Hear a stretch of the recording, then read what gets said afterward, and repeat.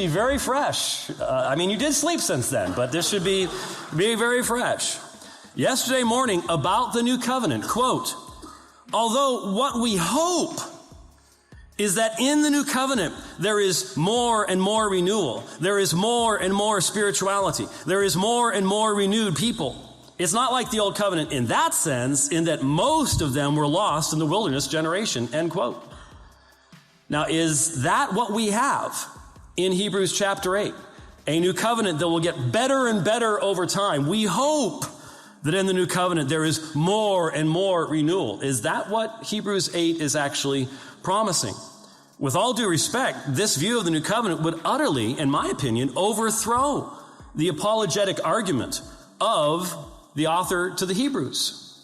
And it is fully inconsistent, I believe, with Jesus' teaching that the new covenant is in his blood. That is, if we believe in particular redemption, that means it is with the elect. And at least for the Reformed exegete, I can't see how we can put these two perspectives together.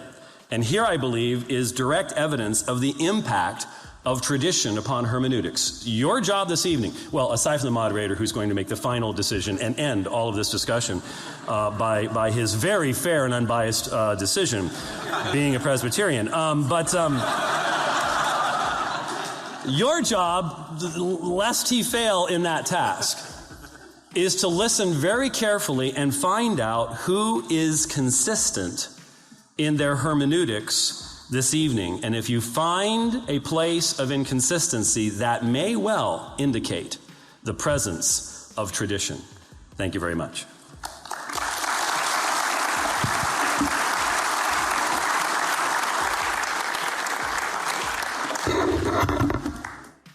Well, to thank you both very, very much for your opening statements. Dr. Strawbridge arguing that you cannot understand the New Testament outside the Old Testament categories, and Dr. White arguing that the New Testament must control our interpretation of the Old. So you both are grabbing the same stick from the opposite end, and it'll be very interesting to see how you meet in the middle.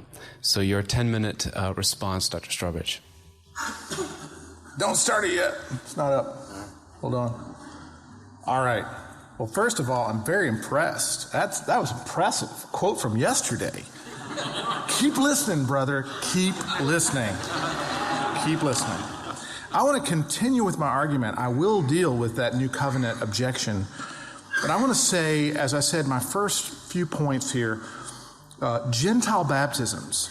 So what we ask is, given the Great Commission to baptize nations, and as I pointed out, if an Old Testament person had, taken the challenge, circumcise all the nations, that wouldn't have excluded children at all. That's what they were doing, in fact, in the New Testament.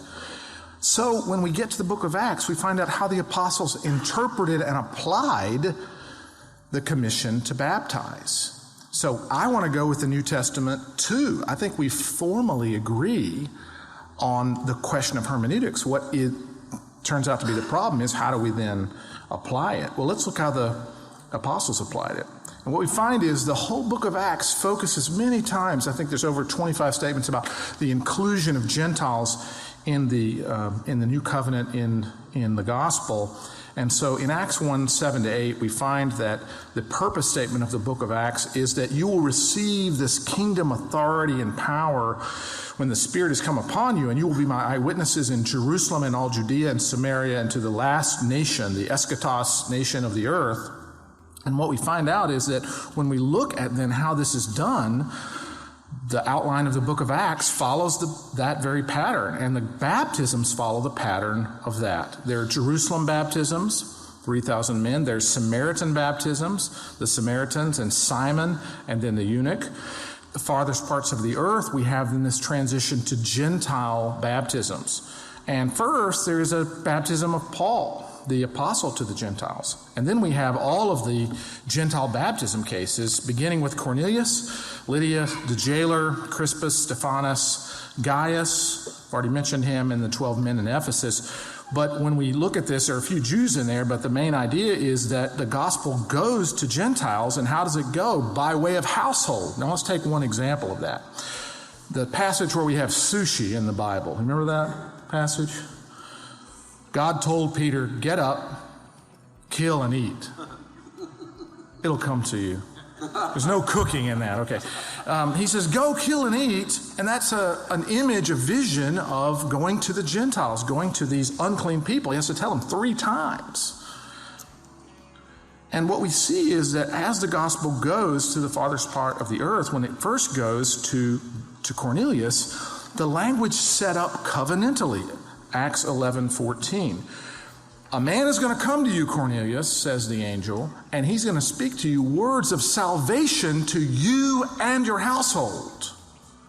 Why would that be the way it's set up? If it's now individualistic. I don't believe it is individualistic. Or the Philippian jailer. What must I do to be saved? You believe in the Lord Jesus Christ. No, you believe in the Lord Jesus Christ, you and your household, and you shall be saved, right? Believe in the Lord Jesus Christ, he says, individual, but then you and your household are included. That's exactly the way the first Gentile baptism is set up. Now, I appreciate Dr. White's ministry very much of debating Muslims and unbelievers, and if he were successful in perhaps evangelizing a Muslim, if the Muslim said, well, what must I do to be saved? I think Dr. White would say, well, believe in the Lord Jesus Christ and you will be saved. But what I would say is, believe in the Lord Jesus Christ and you shall be saved, you and your household. That is, the gospel is to go by way of households. And that is exactly what we see in the book of Acts repeatedly. A simple way to capture this is this. There are 9 individuals. Hold your hands up. 9 individuals. I can tell who's a Paedo-Baptist because they're holding their hands up. Baptists are not going to do this. There are 9 individuals that are named in the New Testament baptism cases. 5 are household cases. The other 2 do not have households. For example, Saul or Paul. And the eunuch. Why aren't the eunuch's children baptized? That's the eunuch house. And then you have Simon the sorcerer and Gaius possibly had a household. He's spoken of as an elder, if it's the same Gaius, and he's spoken of as being host to all the church.